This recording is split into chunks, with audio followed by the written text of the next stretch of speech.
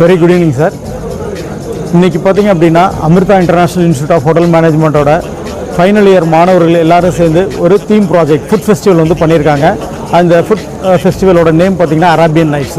So ஒவ்வொரு வருஷமும் ஒரு நேமில் வந்து நம்ம பண்ணுறோம். அந்த நேமை பொறுத்து அதை பேஸ் பண்ணி நம்ம என்ன பண்ணுறோம், அதோட டிஷ்ஷஸ் எல்லாமே பண்ணுவோம். சூப்லேருந்து டெசர்ட்லேருந்து நீங்கள் பார்த்திங்கன்னா மந்தி பிரியாணி, தந்தூரி கபாப்ஸ், ஹரியாலி கபாப்ஸ், இது எல்லாமே நம்ம பண்ணியிருக்கோம். இது எல்லாமே முழுக்க ஸ்டூடெண்ட்ஸ் பண்ணதான். ஏன்னா ஃபைனல் இயர் முடிச்சுட்டு அவங்க கோர்ஸ் முடிச்சுட்டு வெளியில் போகிறப்ப அவங்களுக்கு ஒரு கான்ஃபிடென்ட் கண்டிப்பாக வரணும்.